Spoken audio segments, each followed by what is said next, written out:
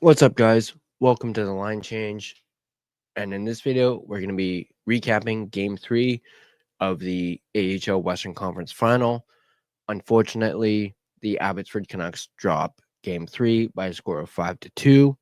So it looks like the lucky hat ain't so lucky anymore, which is a drag. But,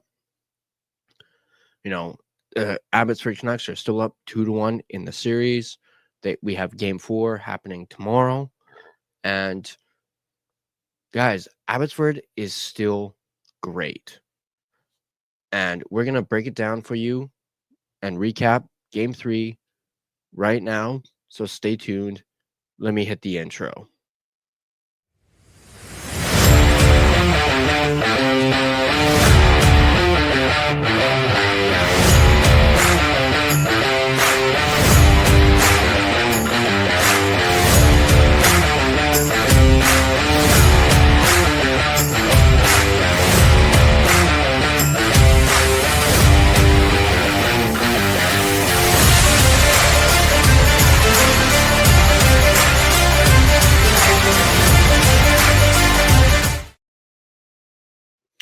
What's up, guys?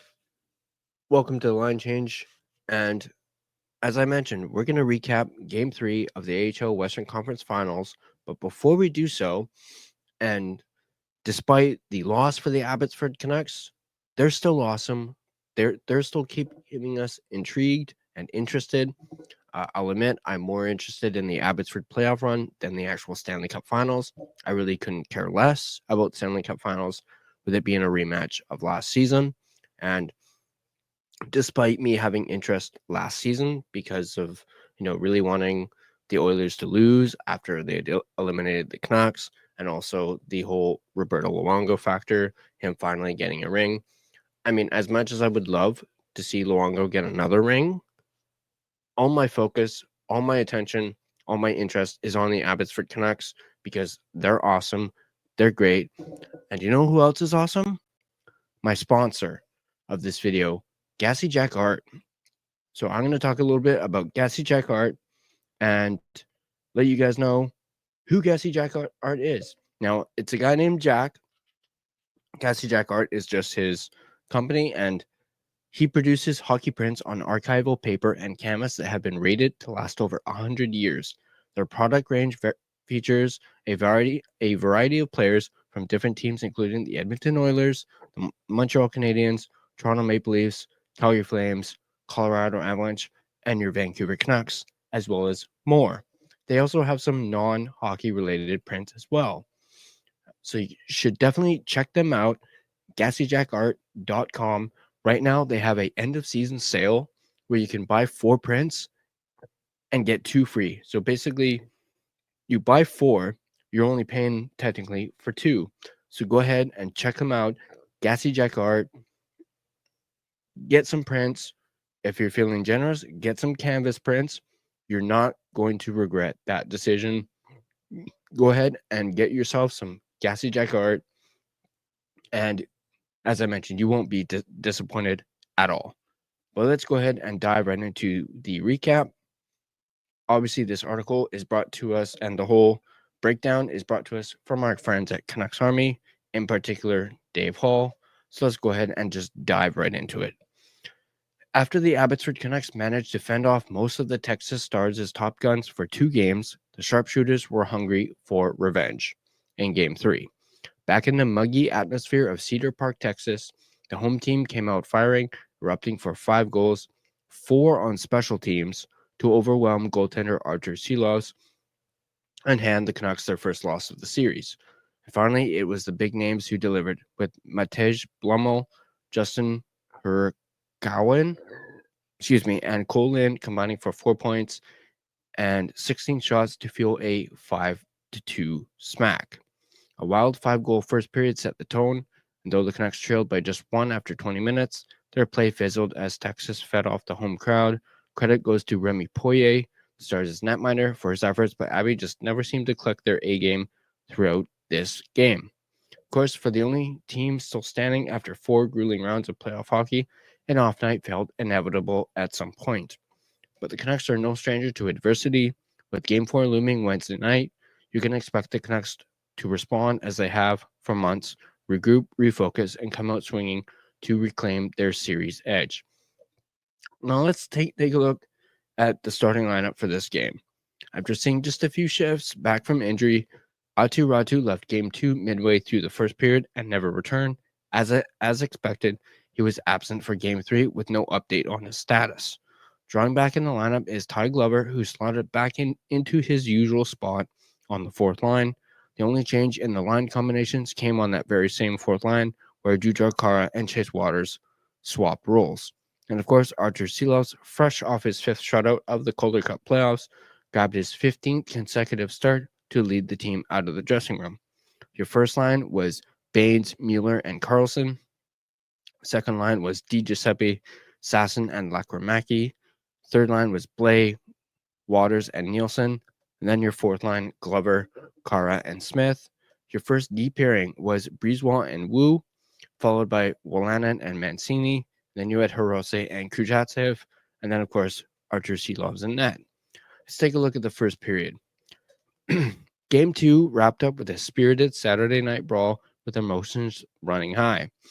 Well, this game picked up right where things were left, with skirmishes taking place within seconds of the game's initial puck drop.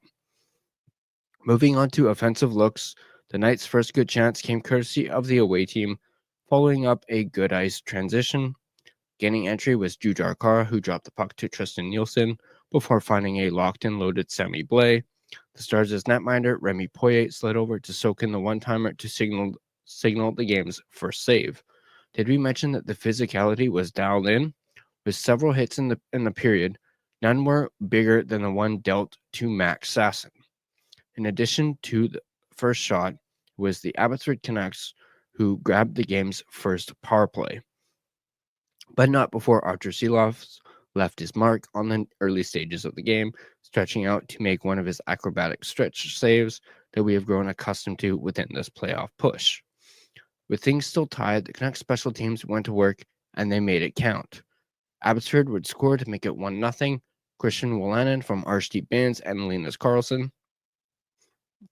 On said man advantage, Archdeep Baines and Christian Wolanin played hot potato on the blue line before Wolanin backed off to the trigger spot. Receiving the give and go, he rifled the one-timer to the far side, top corner, beating Poirier clean for his second goal of the series. Unfortunately, that momentum was short-lived as the Canucks took a penalty of their own, almost immediately following their opening tally. Silovs was dialed in from the onset and bailed his team out of several strong looks, none more impressive than sliding over to absolutely rob Matej Blumel blind with a stretched-out glove. But with Texas pressing hard for most of the stretch, he could only withstand so much pressure. Texas would score to make it 1-1. Cole Lind from Justin Rokawan and Cameron Hughes. With a good individual effort, former Canuck Cole Lind recouped the drop pass off his skate, curled around, and delivered a perfectly placed wrist shot past the netminder for his second of the series. Cole Lind, man, I hate that guy. And to think he was a former Canucks draft pick. Of course, that goal came on the power play, which puts an end to an incredible run of PKs stretched throughout their run. With that goal, they were measly 39-41 for the postseason. We joke, of course. Texas ran with that emotion, grabbing several chances to take a 15-3 shot advantage, but Silovs wasn't backing down, making several more athletic saves to fend off the Stars' push. But again, he could only do so much. Texas would score to make it 2-1. Matej Blumel from Cameron Hughes and Cal Capobianco. After another penalty, Texas's power play went to work and grabbed its second PP marker of the game. Incredibly, this was the first time the Canucks had allowed more than one power play goal all postseason. If you've tuned in to Rink Wide for our post-game show, we've often talked about how the Canucks had dodged bullets with a few of the Stars' top shooters' lack of production. Perhaps we threw the jinx at them because they were out for blood in Game 3. Just moments after the Blumel power play goal, he doubled up for his second of the game, this time on the penalty kill. Texas would score to make it 3-1. Matej Blumel from Artu Hiri and Michael Carroll. With four of Abbotsford's power play unit in deep, they got caught up in the clearing attempt, which sent two Stars on a shorthanded odd man rush. Artu Hirai, who hails from the same hometown as Atu Ratu, delivered the cross-ice dish to Blumel, who scored from the identical spot as his first to double their lead. Blumel led the entire American League in regular season goals with 39, so it was just a matter of time before he announced himself to the series. Scoring wasn't done there, though. The game was making up for the 1-0 result on Saturday, unloading a flood of goals for the opening period. And on that same power play, the Canucks got things back within one. Abbotsford would score to make it 3-2. Linus Karlsson from Archdeep Baines and Kirill Kudryavtsev. Working things around the perimeter, Baines delivered the shot from the top of the circle, which happened to redirect off of Linus Karlsson, who had planted himself in the blue paint. It was a wild ride for an opening period marked by undisciplined calls and even worse, penalty killing on both ends. Although the Stars enjoyed an incredible shot advantage, the game was still dead tight with the chance for either team to pull ahead in the middle frame. But the big challenge ahead, slow down Matej Blumel, who burst out of the gate with 2 goals on 6 shots. At the end of the first period, the shots were 18-7 in favor of Texas. Let's look at the second period. The middle frame's initial 5 minutes saw both teams exchanging chances, none of which were considered relatively high danger. The best chance came by Cole Lind after Antonio Stranges danced his way through the zone using that excessive edge work before threading the backhand pass to Lind. Seelovs was up to task, flashing up the blocker to steer the puck aside. We mentioned that Blumel was on hat-trick watch, yeah? Well, he was dead set on delivering, making a push for a breakaway attempt. Stripping Wolanin at the blue line, he fought between 2 defenders to break through up the ice. Luckily, Victor Mancini, with help from Wolanin, pressure was having none of it. The Stars would find a double up, though. They would score to make it 4-2. Antonio Stranges from Jack Becker and Emilio Pettersson. With a broken Archdeep Baines stick, the Stars turned the puck over and built up from their own zone, squeezing up the guts and past the Canucks backline. Jack Becker took the pass before fanning on his original shot. That worked out, however, as the puck dropped out directly to Stranges, who deposited the easy goal to double his team's lead. The Canucks continued to be exposed, while the Stars racked up several more opportunities. Second periods have typically been a strong suit for the Canucks team during this Calder Cup, but this one fell short with little pushback for the pressing Stars. Final shots after 2 periods were 25-14 in favor of Texas. Let's look at the third period. After a snoozy second, the Canucks needed some life, anything really, and Max Sasson was looking to provide that spark, using his legs to break through for a chance. Thanks to some pressure from Jonathan Lakromaki on the defensive half wall, the Stars forward threw the puck toward the center. Waiting and ready was Sasson, who turned on the afterburners and sprang ahead to beat the defense. Unfortunately, he could not break through for the clear break, but drew a hooking call as he was manhandled from behind. While they weren't able to capitalize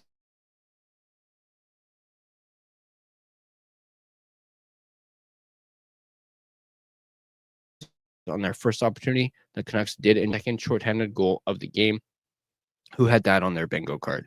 Texas would score to make it 5-2. Michael Carroll from Artu Hiri. Off the defensive faceoff win, Carroll leisurely gallivanted his way up the ice to gain entry to the Abbey zone. Despite losing the puck initially, Linus Karlsson tossed a pizza right up the gut and directly to Huri, who gave it back to Carroll. Dodging the Tristan Nielsen check, he cut back to fire a wicked shot to the top corner above Seelovs' shoulder. From start to finish, they don't get much uglier than that, folks. That goal summed up the game well for the Canucks, who just didn't have their stuff in Game 3. Even when they could muster up a hair of offense, Poirier was up to the task, but that offense did not come often. The Stars came out strong and never let up, taking advantage of the home crowd to take their first victory of the Western Conference Finals. Final shots of the game were 36-24 in favor of Texas. Let's look at our final thoughts. Sometimes you have to give credit where credit is due. Fueled by anger from a late disallowed goal in Game 2, the Texas Stars, especially their top players, came out with something to prove, and prove it they did. While the Canucks held on through 20 minutes, the game never truly felt in reach for the visiting team. And as mentioned at the top, a game like that was somewhat expected. They aren't all going to be perfect. Bright spots were Linus Karlsson, who led the team with 5 shots and another AHL leading goal and assist to continue his terrific postseason. Meanwhile, with 2 more assists, Archie Bains continues to rack up helpers with 11 in the postseason. Between the pipes, Archer Silov's 5 goals, yet with 31 saves, he played much stronger than his stats may indicate. He made several acrobatic saves and certainly held them in the game if they ever were in the first place. Let's take a look at what's next. With the 2-1 series, Game 4 comes on Wednesday, June 4th, with another 5 p.m. puck drop at the HEB Center in Cedar Park, Texas. Now, speaking of Game 4, I'm going to do my best to try and watch some of the game, but if you guys checked out my appearance on Nothing is Perfect last Thursday, I'm going to be on Nothing is Perfect once again for Game 4 on Wednesday. I'll be in the first intermission segment. You know, I had so much fun hanging out with Russell on this past Thursday that I needed some more. Nothing is perfect, and I reached out to Russell, and we were able to get things set for Wednesday.